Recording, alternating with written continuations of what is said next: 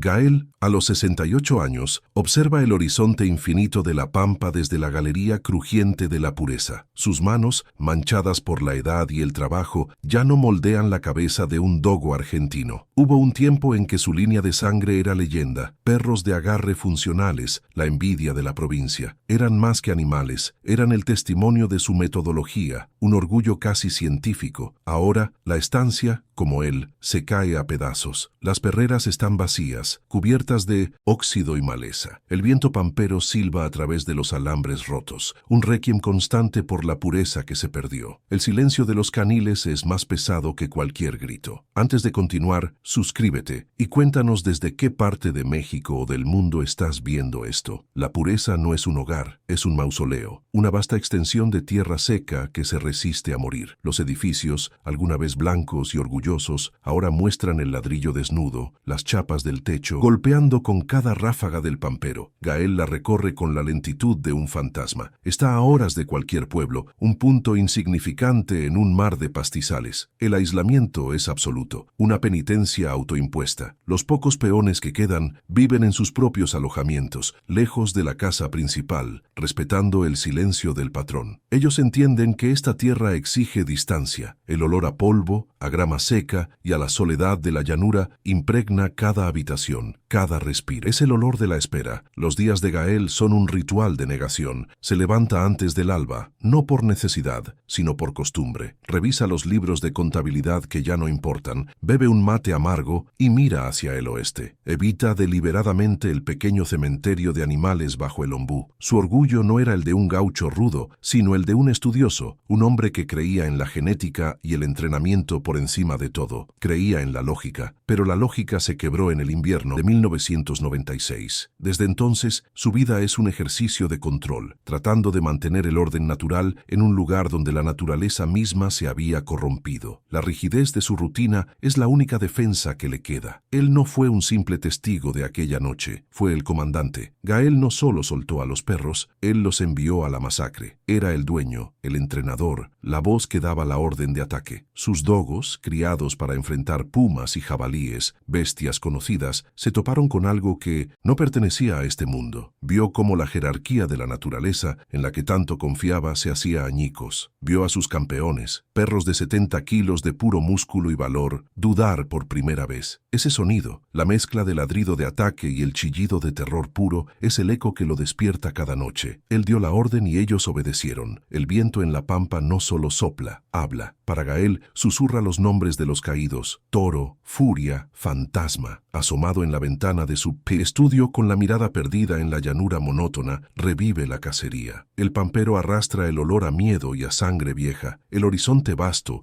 que alguna vez fue promesa de libertad, ahora es una prisión. Enloquece a los hombres, dicen los peones. Gael sabe que no es el horizonte, es lo que esconde. Es la certeza de que algo antinatural sigue respirando ahí fuera, en la inmensidad. La llanura no olvida, y el viento se asegura de que él tampoco lo haga. Es una tortura lenta, auditiva, que desgasta su cordura día tras día. Los peones de la pureza son hombres curtidos, de pocas palabras y mucha superstición. Observan al patrón desde lejos. Saben que algo ocurrió en el 96, algo que rompió al hombre fuerte que dirigía la estancia. Evitan hablar del tema. El tiempo en esta región parece detenido. Todavía cargan el facón en la cintura y rezan antes de salir al campo al atardecer. Para ellos, la tierra es dura, seca y guarda secretos que es mejor no remover. Respetan el dolor de Gael, pero también le temen. Temen que la tragedia que silenció las perreras un día decida regresar por el resto de ellos. El silencio de Gael no es paz, es una tregua frágil con el horror. Bajo un ombú solitario, a 300 metros de la casa principal, hay 3 pequeñas lápidas de piedra. Gael las mandó a hacer en el pueblo, grabadas con los nombres de los perros que lideraron la carga. Pasa décadas cuidando esas tumbas, arrancando la maleza, asegurándose de que la tierra esté firme. Es su único acto de devoción. Es el único lugar donde su fachada de estudioso se derrumba. Allí, de espaldas al mundo, suelta el aire que parece contener todo el día. Es el peso de la culpa, el saber que esos animales murieron por su soberbia, por su necesidad de enfrentar aquello que debió haber dejado en paz. La lealtad de ellos fue absoluta, su fracaso también. En los fogones de los peones, lejos del oído del patrón, se habla del lobizón. No es el cuento de Hollywood, sino una verdad incómoda, un hecho de la vida rural. El séptimo hijo varón, una maldición de la tierra. Se dice que es un puestero de una estancia vecina que desapareció hace meses, un hombre de la familia Escalante, conocida por su mala suerte y su sangre extraña. Los peones no lo ven como un monstruo, sino como una tragedia, algo que se debe evitar, especialmente en las noches de luna llena. Gael siempre descartó esas historias como folclore ignorante. Eran excusas para el ganado perdido o para el miedo a la oscuridad. Su racionalidad era su escudo. La atmósfera de la pureza es de decadencia y espera. El aire está cargado con el polvo de décadas de sequía y el olor metálico de la sangre vieja que la tierra parece no poder absorber. El invierno de 1996 fue solo el comienzo. Gael siente que la estancia entera contiene la respiración. Los pocos animales que le quedan, vacas flacas y caballos viejos, se muestran nerviosos al anochecer. Se agrupan cerca de los corrales, mirando hacia la oscuridad del campo abierto, bufando ante amenazas invisibles. Es una tensión pasiva, una calma antinatural. No es el silencio de la paz, sino el silencio que precede a una emboscada. Gael se aferra a la lógica. Se repite que fue un predador anómalo, quizás un puma de tamaño descomunal o una jauría de perros salvajes. Pero en el fondo de su mente, la imagen de la criatura rompiendo el cuello de toro con las manos desnudas. No eran manos. Su mente se niega a completar la imagen. Pasó las últimas décadas construyendo un muro psicológico contra esa memoria. Se convirtió en un recluso, no del mundo exterior, sino de su propio pasado. El hombre que criaba a los perros más valientes de Argentina ahora vive aterrado por un recuerdo, y ese recuerdo está a punto de ser validado por el presente. La calma está por terminar. La reclusión de Gael se rompe una mañana gris con el ejemplar de La voz del interior que un peón le deja en la galería. Tiene 68 años, el cuerpo debilitado por el cáncer que lo consume en silencio, pero sus ojos aún poseen la agudeza del criador. Un titular en la sección local, pequeño e insignificante para la mayoría, le hiela la sangre. Mutilaciones de ganado en una estancia a 100 kilómetros al norte. El artículo detalla los cortes con precisión casi quirúrgica, la ausencia de sangre en el sitio y los órganos esparcidos en un patrón ritualístico. No es obra de cuatreros, ni de un depredador conocido. Gael siente el sabor metálico del pánico subir por su garganta, el mismo sabor de 1996. La taza de loza se estrella contra el piso de baldosas. Sus manos, antes firmes para sostener la traílla de un dogo de 70 kilos, tiemblan incontrolablemente. El sonido agudo del quiebre reverbera en la cocina vacía, y por un instante no es loza rota, es el crujido de huesos, es el sonido del cuello de toro partiéndose. Se apoya en la mesa, respirando con dificultad. El aire de la mañana ya no huele a yerba mate, huele a ozono, a pelo mojado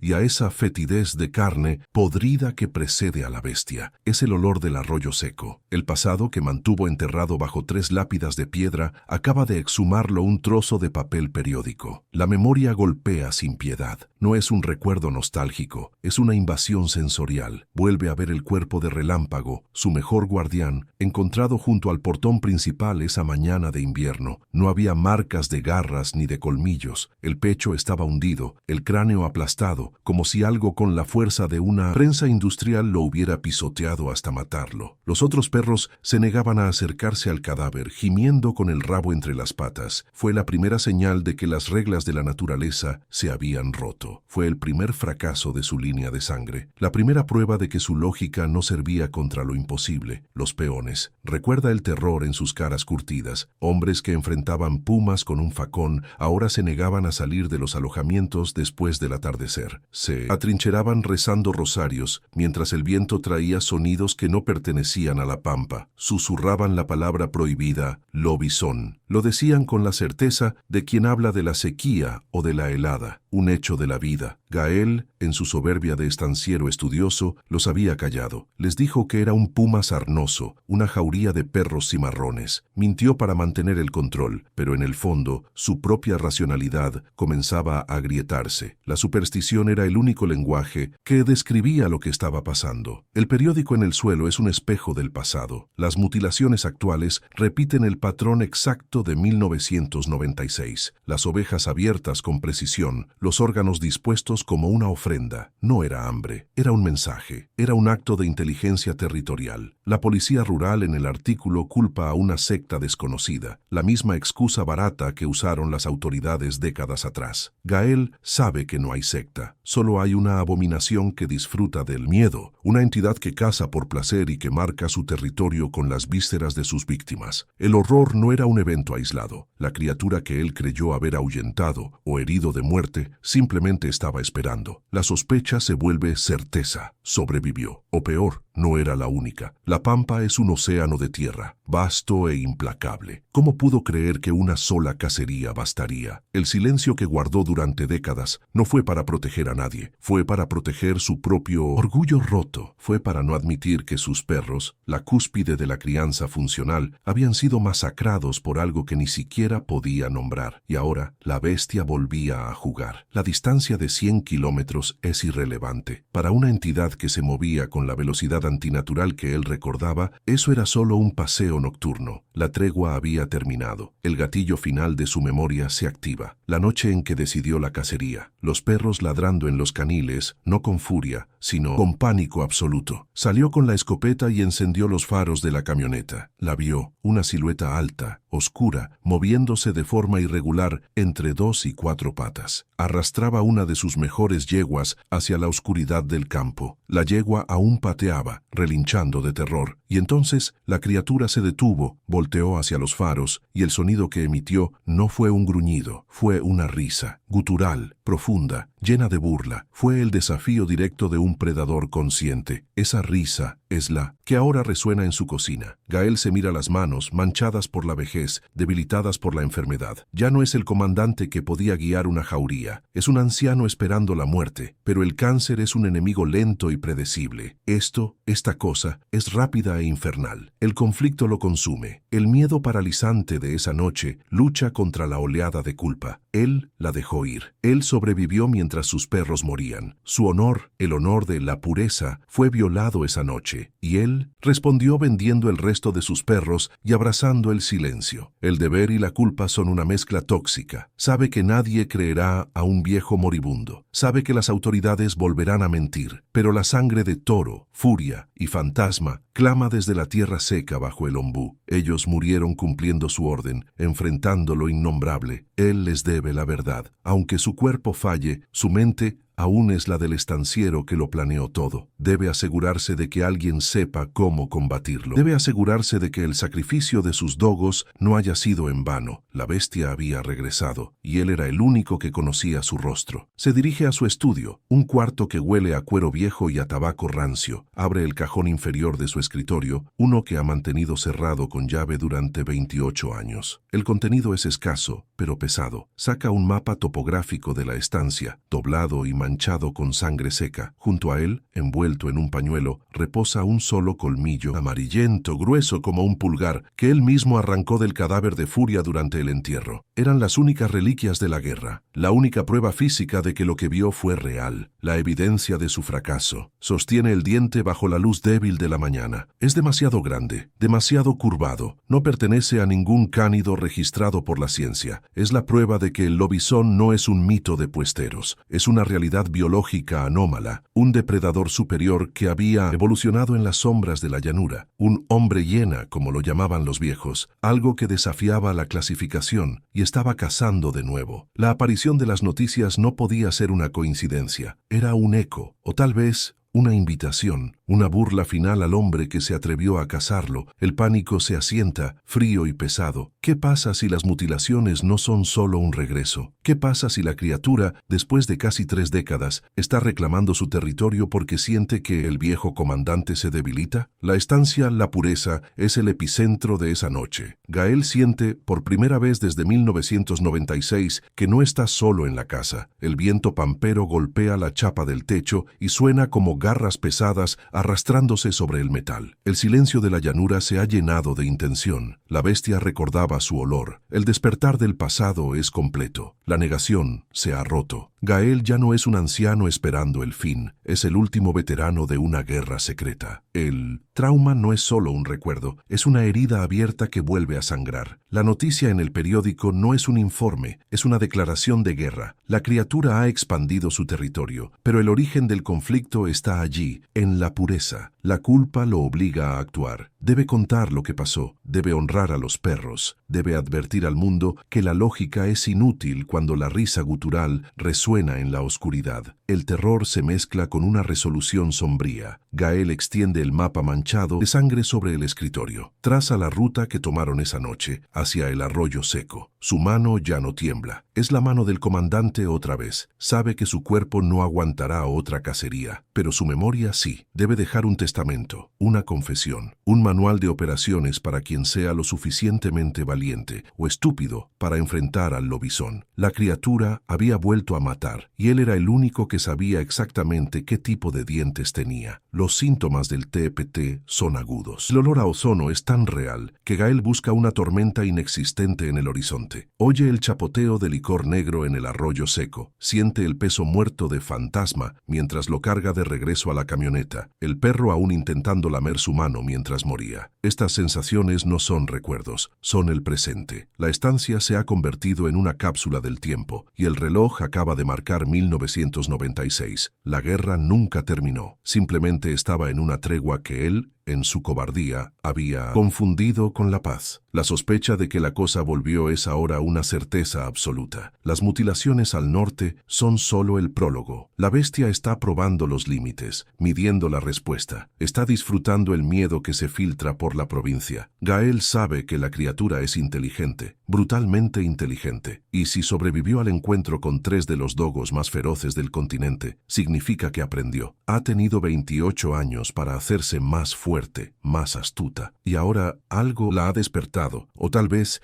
algo la ha llamado de regreso a su antiguo territorio de caza. El mapa manchado es un portal. Gael apoya el colmillo amarillento sobre la marca que señala el arroyo seco, y el estudio se desvanece. El aire de 1996, cortante y helado, llena sus pulmones enfermos. Vuelve a sentir la tela áspera de la campera de caza y el peso de la escopeta calibre 12 en sus manos. Era el comandante, en la cúspide de su arrogancia, listo para demostrar que no había depredador que su línea de sangre no pudiera someter. El orgullo, recuerda ahora, era el peor de sus pecados. Era la soberbia de un hombre que creía controlar la naturaleza, sin entender que solo era un invitado en un territorio que no le pertenecía y que tenía reglas mucho más antiguas que las suyas. Recuerda haber reunido a los peones en el galpón, 4 hombres con la cara curtida por el viento y el miedo. Sus ojos evitaban los del patrón, murmuraban del lobizón, del 7º hijo de los Escalante. Gael los había callado con un golpe en la mesa. Les habló de un puma mañoso, de un depredador anormal pero biológico. Les aseguró que sus dogos eran la respuesta científica a un problema animal. Mintió, o quizás se mintió a sí mismo. Los peones aceptaron, no por convicción, sino por lealtad al patrón. Cargaron las carabinas con un silencio fúnebre, como hombres que van a una ejecución, sin saber si eran los verdugos o las víctimas. Sus perros eran la élite. Toro, el líder de la jauría, 80 kilos, de músculo y furia controlada, una máquina de agarre. Furia, la hembra, más ligera pero cerebral, la estratega del grupo. Y Fantasma, el más joven, el rastreador, con un instinto que rayaba en lo psíquico. Vio la confianza en ellos esa noche. Estaban excitados, listos para la cacería, para cumplir la función para la que habían sido creados, la pureza de su linaje. Gael sintió una oleada de orgullo paternal. Eran sus hijos, sus soldados, la prueba viviente de su maestría. No sabía que los estaba llevando al matadero, no entendía que los estaba enviando contra algo que cazaba por deporte y no por hambre. Siguieron el rastro de la yegua arrastrada. La encontraron a 2 kilómetros de la casa principal. La escena era de una violencia incomprensible. No estaba comida, estaba destrozada, desmembrada, las partes esparcidas en un patrón que sugería un ritual grotesco. Era un acto de poder, no de alimentación. El rastro de sangre e ícor negro continuaba, un camino claro hacia el lecho seco del arroyo. Gael sintió la primera punzada de duda. Ningún puma hacía eso. Ningún animal conocido mataba con tanto odio, con tanta inteligencia sádica. Pero la jauría tiraba de las traillas, y retroceder era admitir la derrota. La cacería debía debía continuar. El olor los golpeó antes de que pudieran ver algo. No era el hedor limpio de la muerte, el olor a carroña que conocían. Era una mezcla nauseabunda, un hedor a pelo mojado, a carne podrida, a ozono y a un dejo de azufre, como un relámpago que hubiera golpeado la tierra. Los dogos, entrenados para ser silenciosos, empezaron a gruñir bajo, un sonido que vibraba desde el pecho. El pelo del lomo se les erizó. Era la primera vez que Gael veía a sus perros mostrar una mezcla tan clara de agresión pura y miedo absoluto. El viento pampero se detuvo, como si la llanura misma estuviera conteniendo la respiración, esperando la confrontación. El silencio que siguió fue peor. La pampa de noche es un vacío auditivo. Pero esa noche, el vacío estaba lleno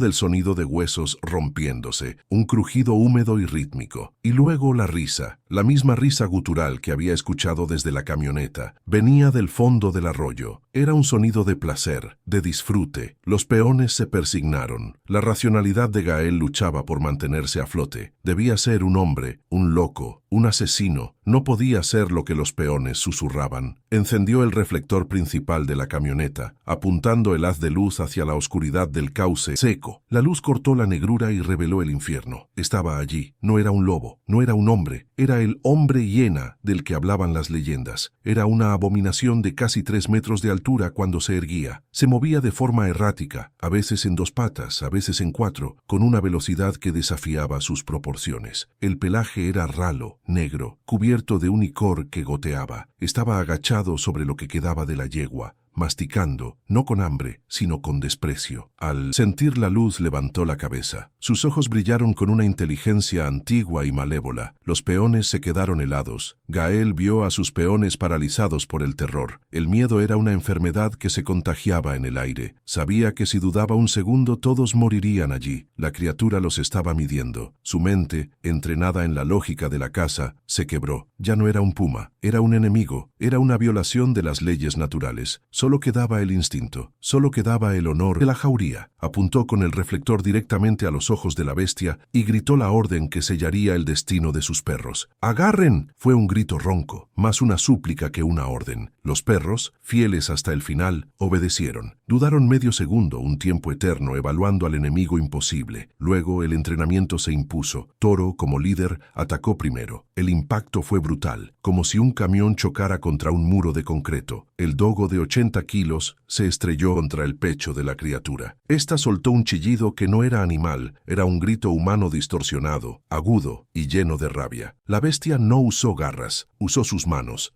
humanoides, desproporcionadas, con una fuerza industrial. Agarró a Toro mientras Furia y Fantasma atacaban por los flancos. La batalla fue un caos de pelo blanco y oscuridad. Furia y Fantasma eran maestros del agarre. Mordían, intentando sujetar, pero era como morder granito. La piel de la criatura era demasiado gruesa, o sus nervios simplemente no registraban el dolor de la misma manera. La bestia se concentró en Toro. Gael, paralizado en la camioneta, iluminaba la escena. Vio cómo la criatura levantaba a Toro del suelo, sujetándolo por la garganta y el hocico. El perro luchaba, sus patas traseras pateando el aire, pero la fuerza del lobizón era absoluta, antinatural. Los peones empezaron a disparar, sus balas perdidas en la noche. Entonces, bajo la luz cruda del reflector, sucedió lo impensable. La criatura, con un movimiento fluido y despectivo, partió el cuello de Toro. El sonido, un crack, seco y húmedo, cortó la noche. Fue el sonido de la lógica de Gael rompiéndose para siempre. El líder de la jauría quedó inerte. Los peones gritaron. Algunos corrieron hacia la camioneta, otros seguían disparando sin apuntar. El terror era total. Gael no podía moverse. Estaba presenciando el desmantelamiento de su mundo, la muerte de su mejor creación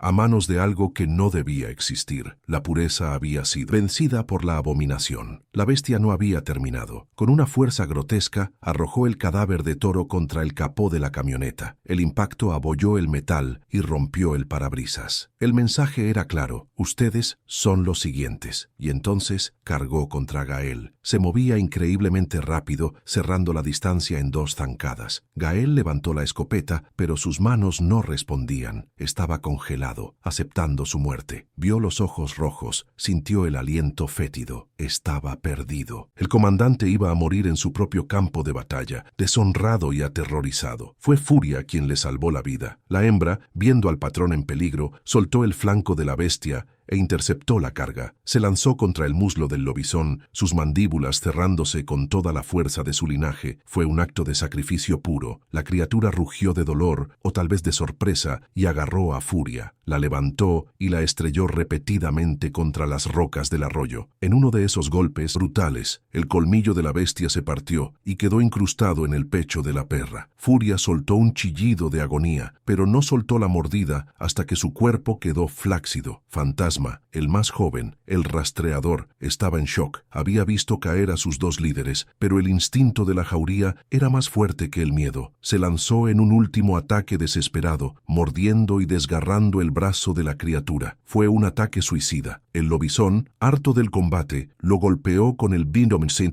dorso de la mano. Fue un golpe casual, casi despectivo, pero con una fuerza que partió el aire. Las garras, que no había usado hasta entonces, le abrieron el pecho a Fantasma de arriba abajo. El perro voló varios metros y aterrizó en un montón flácido, lloriqueando mientras la vida se le escapaba. El combate duró menos de 3 minutos. Los disparos de los peones, ahora más centrados, parecían finalmente molestar a la criatura. O tal vez, como Gael entendería después, el amanecer estaba cerca. La bestia se detuvo. Estaba cubierta de su propia sangre negra y la sangre roja de los perros. Miró directamente a Gael, que seguía paralizado detrás del reflector. La mirada no era de un animal, era consciente, llena de un odio antiguo y una inteligencia burlona. Volvió a reír, esa risa gutural que era una promesa de regreso, y entonces, con una velocidad imposible, saltó fuera del arroyo y desapareció en la oscuridad de la pampa. El amanecer reveló la carnicería. El arroyo seco parecía un matadero. El olor a azufre y sangre era tan espeso que se podía masticar. Toro estaba muerto, su cuerpo destrozado. Furia agonizaba, el colmillo del monstruo clavado en su pecho roto. Fantasma apenas respiraba, con los órganos expuestos al aire frío de la mañana. Gael cayó de rodillas. Su mundo, su ciencia, su orgullo, todo yacía muerto a sus pies. Los peones lloraban en silencio. No había victoria, solo había supervivencia y la certeza de que habían enfrentado al diablo y el diablo los había dejado vivir por puro capricho. Gael pasó el día enterrando a sus perros bajo el ombú. Fantasma murió en sus brazos mientras lo cargaba de regreso. Furia murió mientras él intentaba, inútilmente, extraer el colmillo de su pecho. Cuando la policía rural llegó 2 días después, atraída por los rumores, Gael ya había tomado su decisión. Les dijo que fue una jauría de perros jíbaros, perros salvajes que se habían vuelto locos. Los oficiales, hombres de campo, sabían que mentía. Vieron el tamaño de las huellas irregulares que Gael no pudo borrar, pero aceptaron la mentira con demasiada facilidad. Nadie quería investigar más. El silencio institucional fue cómplice. Enterraron la verdad junto a los perros. El silencio fue su castigo. Gael vendió el resto de sus dogos. Nunca más crió un perro de casa. Se encerró en la pureza, deshonrando el sacrificio de su jauría al negarlo. Los peones que estuvieron esa noche eventualmente se fueron, llevándose el secreto con ellos. La pampa guardó silencio. Pero el lobizón no era un mito, era una realidad biológica anómala, un depredador superior que había evolucionado en las sombras, y Gael, el único testigo vivo que lo había enfrentado y podía describirlo, había elegido la cobardía del olvido, un olvido que ahora, 28 años después, se negaba a continuar. Gael, apoyado en el escritorio, mira el colmillo amarillento que descansa sobre el mapa manchado de sangre. El informe del periódico es un ultimátum. Durante 28 años, su silencio fue una traición,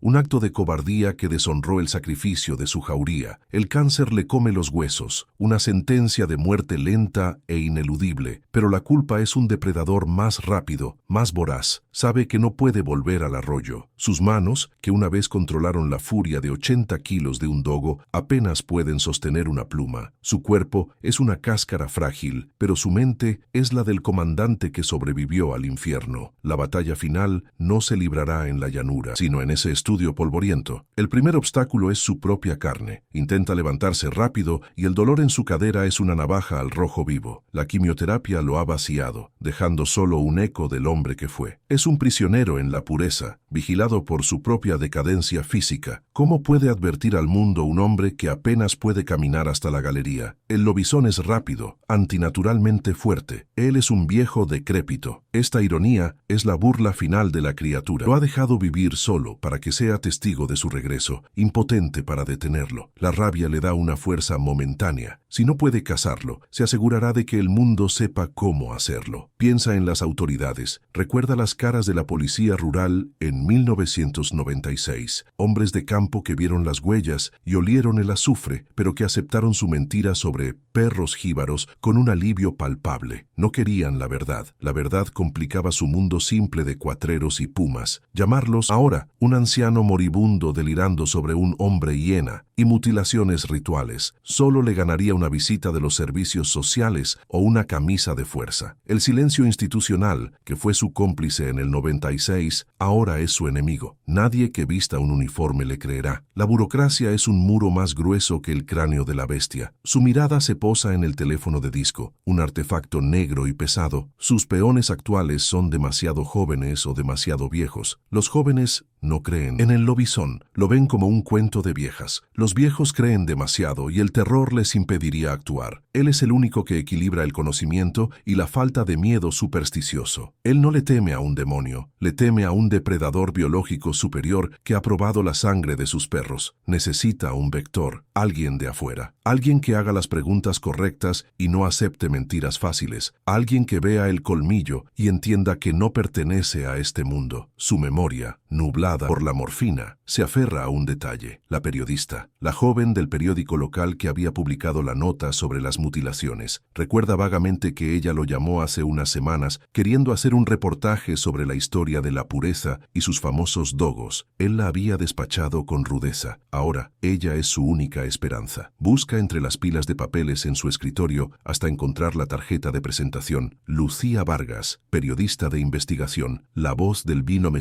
interior. Investigación. Esa palabra resuena en él. Ella busca la verdad. Él tiene una que es demasiado grande para la pampa. Toma el teléfono. Sus dedos tiemblan al marcar el número. Cuando ella contesta, su voz es joven, profesional, escéptica. Gael no tiene tiempo para sutilezas. Su voz, aunque débil por la enfermedad, recupera el tono de mando. Señorita Vargas, usted escribió sobre el ganado mutilado. Deje de buscar sectas. Usted está buscando a la cosa equivocada. Venga a la pureza. Traiga su grabadora. Le diré qué mató a mis perros en 1996 y qué está matando ese ganado hoy. Cuelga antes de que ella pueda negarse. La carnada está echada. Sabe que la mención de sus perros, la leyenda muerta de la estancia, la atraerá. Lucía llega esa misma tarde, su pequeño auto levantando una nube de polvo que se ve a kilómetros. Es joven, menos de 30, con una mirada inteligente que intenta ocultar su escepticismo. Entra al estudio y el olor a encierro, a medicina y a algo metálico. El colmillo sobre el escritorio la golpea. Ella espera la divagación de un anciano solitario, una historia de rencores con vecinos. Gael no le ofrece café, no le ofrece cortesías, le señala la silla y luego el mapa. Esto no es folclore, comienza él, su voz un susurro grave. Esto es un informe de batalla. Él no cuenta una historia, él recita un informe táctico, describe el peso de los perros, la velocidad de la criatura, su método de ataque, habla de la forma en que se mueve, esa transición antinatural entre bípedo y cuadrúpedo, describe su inteligencia, la forma en que desmoralizó a la jauría matando a Toro primero, le explica la diferencia entre un depredador que caza por hambre y una entidad que mata por placer y dominación territorial. Le habla del sonido de la risa gutural. El escepticismo de Lucía no se tambalea, pero su rostro palidece. La precisión de los detalles es clínica. Es la descripción de un soldado, no de un supersticioso. Para probarlo, Gael empuja el colmillo sobre el escritorio. Furia murió con esto en el pecho. Lo saqué yo mismo. Llévelo a un biólogo. Pregúntele a qué animal pertenece. Lucía lo mira, pero no lo toca. Es amarillento, estriado, grueso como el pulgar de un hombre y curvado de una forma que no corresponde a ningún cánido ni felino conocido. Es una prueba física de lo imposible. Gael abre un libro de contabilidad viejo. En las páginas finales hay 4 fotografías Polaroid desvaídas por el tiempo, la carnicería del arroyo seco, los cuerpos destrozados de sus perros y en una borrosa, una huella que no es ni humana ni animal. Lucía traga saliva, su profesionalismo luchando contra el miedo primordial que la historia de Gael está despertando. Si esto es es verdad. ¿Por qué callar? ¿Por qué 28 años de silencio, señor Gael? Murieron sus perros, murieron sus hombres. Gael la interrumpe. Mis hombres no murieron, huyeron, y yo callé por la peor razón que existe, por orgullo. Esta es la confesión final. Esta es la batalla contra su propio fantasma. Admite que la verdad de que sus dogos, su línea de sangre pura, habían sido aniquilados por algo que no entendía, era una vergüenza mayor que el peligro. Mi soberbia los mató, confiesa, la voz rota por primera vez. Creí que la genética y el entrenamiento podían vencerlo todo, pero esa cosa no obedece las reglas. Y cuando vi lo que les hizo, mentí. Le dije a la policía que eran perros salvajes. Deshonré su sacrificio. El viejo comandante se quiebra. Las lágrimas no son por el dolor del cáncer, son por la vergüenza de su cobardía. Mintió para proteger una reputación que ya estaba muerta, enterrada bajo el ombú junto a Toro y Furia. Lucía finalmente agarra la grabadora. Esto ya no es un artículo de color local, esto es el testamento de un testigo. La tensión en el estudio es palpable. Lucía, ahora convencida, o al menos lo suficientemente aterrada para creer, mira el mapa. ¿Y las nuevas mutilaciones? ¿Por qué ahora? ¿Por qué tan lejos? Gael niega con la cabeza. Sus ojos recuperan el brillo febril del cazador. No es tan lejos. Eso es lo que no entiendes. No se está expandiendo, está regresando. Toma un lápiz rojo y con mano temblorosa empieza a marcar las ubicaciones de los nuevos ataques que ella misma reportó. Un punto al norte, otro al oeste, otro al sureste. Los puntos no son una línea de escape, forman un círculo. La revelación es brutal. Un golpe físico para ambos. Los ataques no son aleatorios, son marcadores territoriales. Gael traza el círculo en el mapa topográfico. En el centro exacto del círculo, como el ojo de un huracán, hay un nombre: Estancia La Pureza. El horror hiela la sangre de Lucía. Gael la mira, su rostro una máscara de terror y aceptación. No está cazando ganado, está limpiando su territorio, está cerrando el perímetro. La criatura no estaba huyendo en 1996, estaba herida y esperó. Ha estado esperando durante 28 años. La implicación es clara. Sabe que me estoy muriendo, susurra Gael. El cáncer tiene un olor, la debilidad tiene un olor, y esta cosa huele mi muerte. No está regresando para cazar, está regresando para reclamar lo que es suyo, está regresando por mí. El silencio institucional, su orgullo, su cobardía, todo le ha costado la seguridad de la provincia. Mantuvo el secreto, y al hacerlo, protegió al monstruo. Ahora, la bestia vuelve a casa, y él es el único que la espera, desarmado y moribundo. Lucía, la joven periodista que buscaba una historia sobre ganado, se encuentra en medio de una guerra sobrenatural. Entiende que el viejo no la llamó para una entrevista, la llamó para reclutarla. Tú eres mi última jauría, Lucía, dice Gael, empujando la caja con las Polaroids y el colmillo hacia ella. Él cree que yo soy el final de la línea. Se equivoca. Eres la advertencia. Tienes que contar la verdad. Tienes que contarles cómo combatirlo. La batalla de Gael no era contra la criatura, era contra el tiempo, para pasar el legado antes de que la oscuridad lo reclamara. La confrontación real no será en el campo, será en la imprenta. El enemigo de Gael es el olvido. Su culpa es su motor. Lucía mira por la ventana la vasta llanura pampeana, que ahora no parece vacía, sino expectante. Siente 1.000.000 de ojos invisibles observándola desde el pastizal. El sol se está poniendo y el viento pampero comienza a soplar, trayendo consigo el olor a polvo y algo más. Algo antiguo y fétido, algo que huele a ozono. El lobizón sabe que están hablando de él. La entrevista se ha convertido en una estrategia de defensa. ¿Te está gustando esta historia? Deja un like y suscríbete al canal. Ahora continuamos con el vídeo. Gael se recuesta en su silla, agotado por la confesión. La batalla ha terminado. Ha entregado sus armas, el colmillo, las fotos, la verdad. Siente el peso de 28 años de silencio levantarse de sus hombros, solo para ser reemplazado por un miedo más frío. El miedo no por su propia vida, que ya está perdida, sino por la de ella. ¿Qué hace?, pregunta Lucía, su voz temblando. Es inteligente, es territorial, pero no es invencible. Mis perros lo hirieron, sangró, y lo que sangra puede morir. Pero no lo enfrentes de noche, nunca de noche. Él le advierte sobre su velocidad, sobre cómo usa el terreno. Le dice que el fuego lo detiene, pero que las balas comunes apenas lo molestan. No es un hombre lobo, señorita. No es un mito. Es un depredador, una anomalía biológica, un habloé, como dirían los militares si supieran de él. Una anomalía biológica de linaje oscuro y evolutivo. Pero para nosotros, en La Pampa, siempre ha tenido un nombre, y ese nombre es una advertencia. El terror de Lucía se está transformando en la determinación de un soldado que acaba de recibir sus órdenes de marcha. La revelación final es la más perturbadora. Gael señala el arroyo seco en el mapa. Él cree que gané yo esa noche, porque sobreviví, pero él ganó. Me quitó mi orgullo, me quitó mi jauría y me dejó vivir con el silencio. Ahora las mutilaciones no son solo una marca territorial, son una burla. La criatura no solo está regresando, está saboreando la victoria. Cada vaca destrozada es un recordatorio para Gael de los cuerpos de sus dogos. Es una guerra psicológica que el lobizón ha estado ganando durante casi 3 décadas. Lucía guarda el colmillo en una bolsa de evidencia improvisada, guarda las fotos, apaga la grabadora. El estudio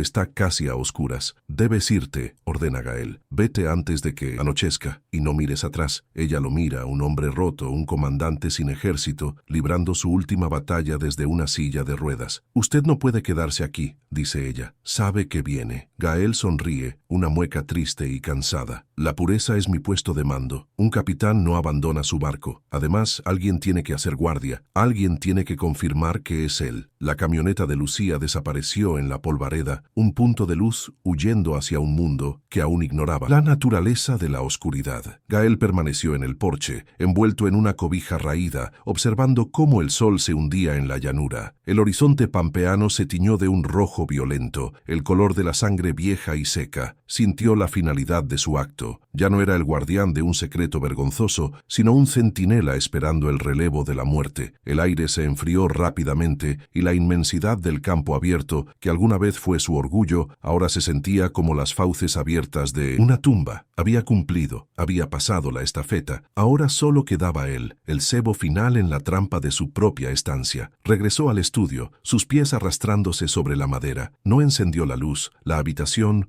olía a papeles viejos, a su enfermedad y a la verdad recién liberada. Se sentó en su sillón de cuero gastado, de cara a la ventana que daba al ombú donde descansaban sus perros. Sobre el escritorio, donde había estado el mapa y el colmillo, ahora solo estaban los 3 collares de cuero, agrietados por el tiempo, los de Toro, Furia y Fantasma. Pasó su pulgar tembloroso sobre la placa de bronce de Toro. Esta era su última vigilia. La casa, despojada de su secreto, se sentía hueca, conteniendo la respiración junto a él. La pureza era un mausoleo, y él era el último ocupante consciente. La noche en La Pampa es un silencio absoluto, pero esa noche el silencio estaba lleno de intención. Pasada la medianoche, el viento cambió. Trajo consigo los sonidos que su mente había intentado borrar durante 28 años. Un crujido pesado en el pastizal seco, un movimiento errático cerca de los corrales, haciendo que el único caballo que le quedaba relinchara de pánico. Luego, un sonido de algo pesado rascando la lámina del galpón. Ya no eran los sonidos ambiguos que podía descartar como zorros o el viento. Reconocía la cadencia. No era un animal buscando comida. Era una inteligencia superior probando las defensas, confirmando que el comandante estaba solo. Entonces, el olor lo inundó. Se filtró bajo el marco de la puerta del estudio, un miasma denso e inconfundible. Olor a ozono, como el aire antes de una tormenta eléctrica. El hedor a carne podrida que llevaba días, y el tufo almizclado de pelo mojado. Era el perfume del arroyo seco. Era el aliento del lobizón. La criatura estaba allí, en su propiedad, quizás parada en el porche donde él había estado sentado horas antes. Disfrutaba el terror que irradiaba. Sabía que Gael estaba adentro, débil y desarmado. El depredador había vuelto a la fuente de su única herida, de su único desafío, para cerrar la cuenta pendiente. Gael miró la superficie vacía del escritorio, la leve marca de polvo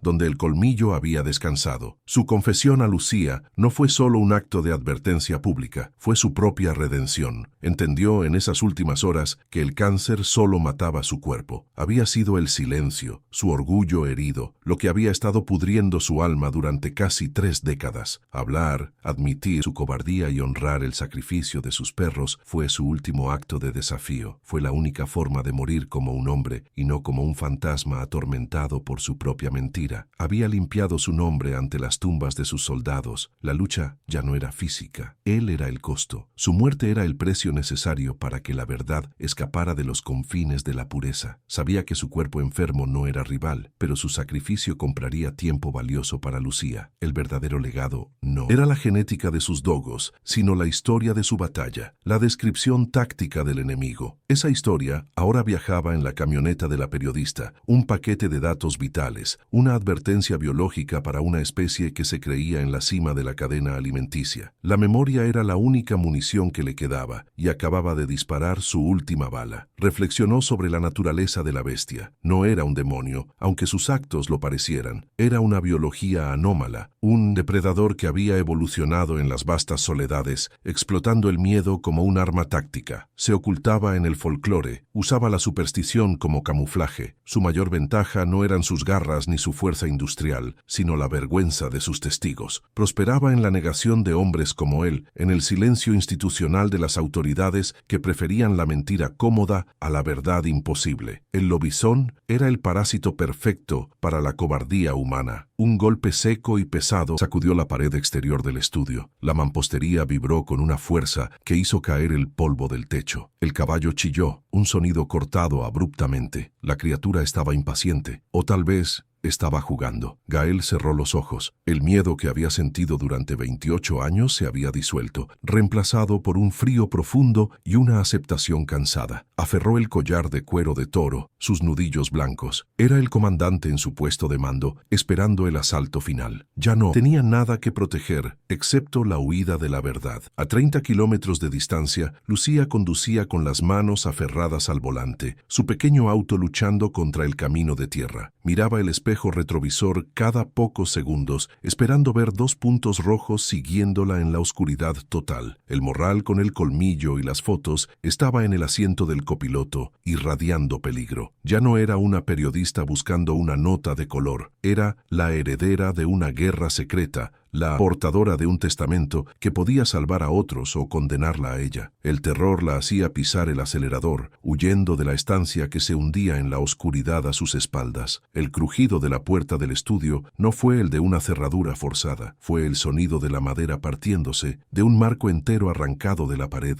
La silueta oscura llenó el umbral, bloqueando la poca luz de la luna. Era más alta de lo que recordaba, sus proporciones erráticas entre hombre y bestia. Gael no levantó la mirada. Pensó en la valentía de Furia al interceptar la carga. Pensó en la lealtad ciega de Fantasma. Esperaba, en ese último segundo, que sus perros lo perdonaran, que entendieran que su silencio no fue por falta de amor, sino por exceso de orgullo. Su último pensamiento no fue de terror, sino de una realización helada que lo golpeó con más fuerza que la propia criatura. El círculo en el mapa, las mutilaciones que rodeaban la pureza. No era un perímetro de caza, era una despensa, precisión quirúrgica, los órganos esparcidos. No era una burla ritual, era alimentación selectiva. El horror no era que el lobizón hubiera sobrevivido, el horror era que no estaba regresando solo. Había tenido 28 años para multiplicarse, estaba alimentando a sus crías. La anomalía se había convertido en una plaga. La narrativa de Gael termina en esa habitación oscura, su voz silenciada por fin, su cuerpo reclamado por la abominación que él mismo había ayudado a ocultar. Pero el silencio se ha roto. La advertencia está en movimiento, viajando con Lucía hacia un mundo desprevenido. La batalla ya no es por la memoria de 3 perros caídos en la pampa. Es por el futuro de una humanidad que no sabe que la temporada de caza acaba de comenzar. El legado de Gael no es una historia de terror, es un manual de supervivencia. ¿Qué estarías dispuesto a callar para proteger al mundo? Comenta, la llanura no olvida, si también sientes que el silencio puede ser un enemigo.